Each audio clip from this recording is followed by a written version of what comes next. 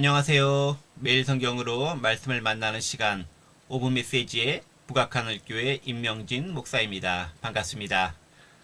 주말입니다. 예전엔 주말이 무척 기다려지곤 했는데요. 요즘엔 별 차이가 없는 것 같습니다. 그래도 주일을 준비하면서 은혜롭게 하루를 시작해 봅니다. 오늘 우리가 함께 묵상해 볼 말씀은요. 누가복음 8장 16절에서 21절까지의 말씀입니다.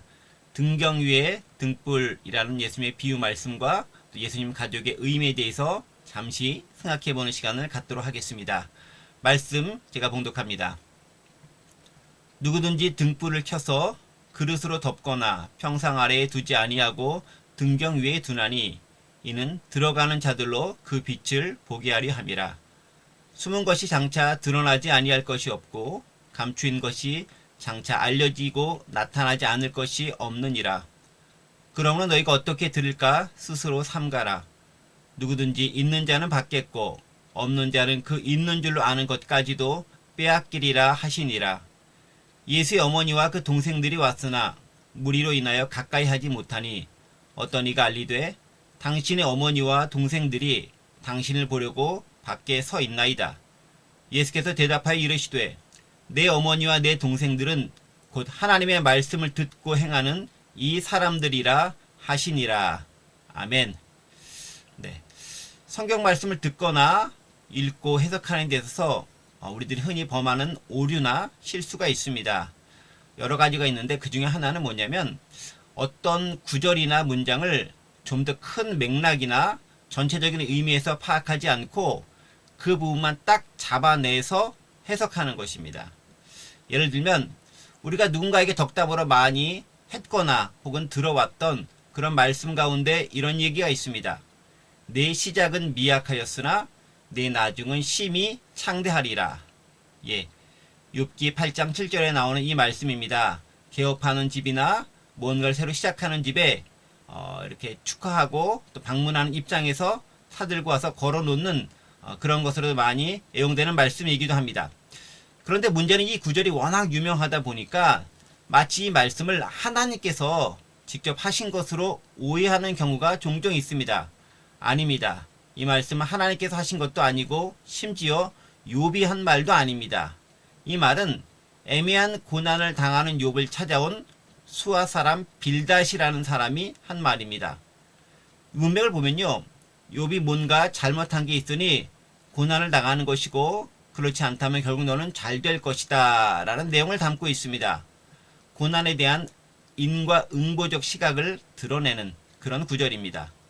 하지만 우리가 이해하지 못하는 고난도 실제로 많습니다. 꼭 뭔가를 잘못했기 때문에 고난을 받는 것이 아니라 알지 못하지만 뜻없이 때없이 찾아오는 고난도 있습니다. 하나님의 섭리 가운데서 이해해야 되는 그런 부분들도 있다는 것이죠. 그렇습니다. 무턱대고 성경 구절만 불쑥 떼어낸다고 인용한다고 해서 그것이 다 올바른 것은 아니다라는 말이죠.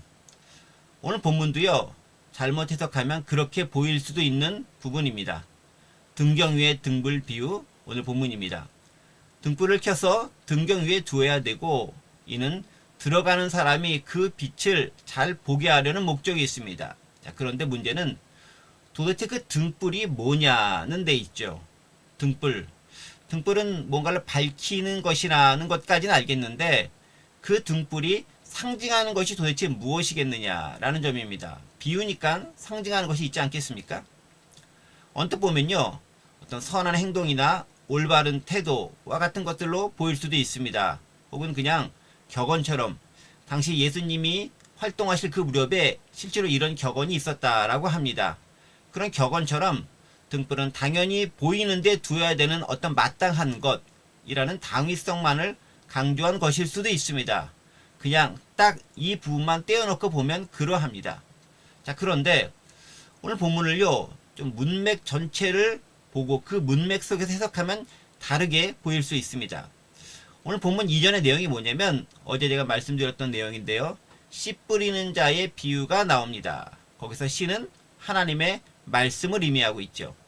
그리고 오늘 본문의 등불 비유 이후의 내용은 뭐냐면 예수님이 당신의 가족을 하나님의 말씀을 듣고 행하는 이 사람들이라고 선언하는 내용이 나옵니다. 즉 씨 뿌리는 자와 예수님 가족에서의 공통된 사항이 하나 나오는데 그 공통점이 뭐냐면 바로 말씀이라는 공통점입니다. 그 말씀이라는 맥락에서 봐야 한다는 것이죠. 그래야 어거지 해석이나 동떨어진 해석 혹은 왜곡된 나만의 해석의 유혹에서 그 위험에서 벗어날 수 있습니다. 자, 그렇다면 뭔가 좀 분명해지지 않나요? 등불은 뭘까요? 네, 말씀입니다. 하나님의 말씀이고 예수님으로부터 선포된 말씀, 그게 등불이 상징하는 의미입니다. 이렇게 등불의 상징이 말씀이라는 사실을 염두에 두고 오늘 말씀을 보면 훨씬 이해가 쉽고 정확하게 우리에게 다가옵니다. 물론 전적인 알레고리적 해석으로 이 말씀들을 또 다 이해하면 또 다른 오류나 위험에 빠질 가능성도 있으니 그것은 주의해야 합니다. 하지만 최소한 오늘 본문의 전체적인 문맥을 통해 보면 말씀으로 등불을 이해하는 것은 큰 무리가 없어 봅니다. 이렇게 말씀으로 등불을 놓고 보면 오늘 본문은 몇 가지 사실을 발견할 수 있습니다. 가장 먼저요. 말씀은 많은 사람들이 보도록, 즉 듣도록 해야 한다는 점을 발견할 수 있습니다. 말씀은 가리는 것이 아니라 보이도록, 즉 들리도록 해야 합니다. 등불이 보이도록 놔야 되는 것과 마찬가지 이유겠죠. 조금 확장하면요. 말씀이 잘 들릴 수 있도록, 이 잘 들린다라는 것은요. 비단 물리적인 환경뿐만이 아니라 정서적, 또 지리적, 또 문화적인 면 모두를 상징하는 그런 의미입니다. 그렇게 잘 들릴 수 있도록 만들 책임이 있습니다. 말씀을 대한 우리의 태도도 여기에 포함이 됩니다. 우리는 말씀이 잘 들리도록 우리 자신과 환경을 만들어야 합니다. 등불은 어디에 둬야 되죠? 등경 위에 잘 보이도록 올려놔야 하는 것이죠. 자, 두 번째는요. 말씀은 숨겨진 모든 것을 드러낸다는 사실입니다. 말씀의 빛은 우리가 숨겼던 것들, 또 가렸던 것들, 또 어두워서 못 봤던 것들을 보게 만들어줍니다. 곪고 썩어가는 것을 드러내주는 역할을 합니다. 곪고 썩은 것들은요. 처음엔 빛 가운데 드러나면 아프지만 그렇게 드러났었을 때 비로소 온전한 치유가 시작됨을 우리는 잘 압니다. 자, 세 번째는요. 말씀 자체가 빛을 발한다는 사실입니다. 말씀은요.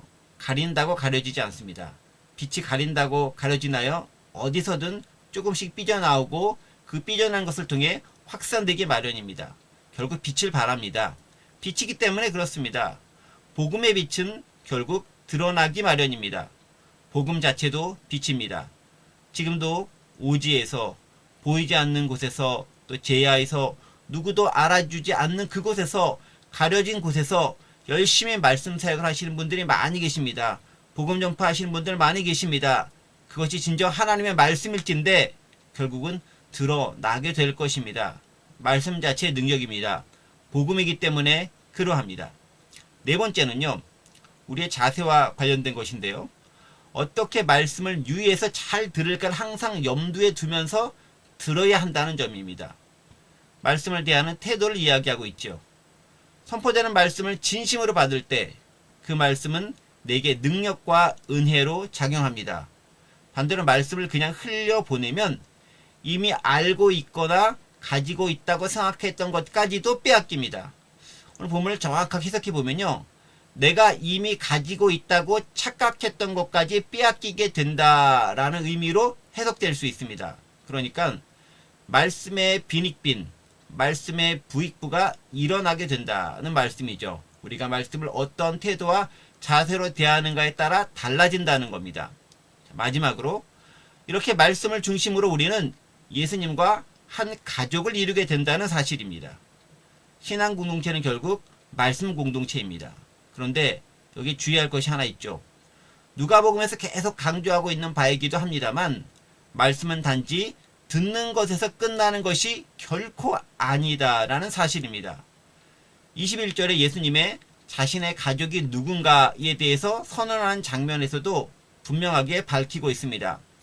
하나님의 말씀을 듣고 행하는 이 사람들이라. 그렇습니다. 말씀은 들은 후에 그 들은 대로 행할 때 비로소 그 진가를 발휘합니다. 그게 빠지면 아무 의미가 없습니다.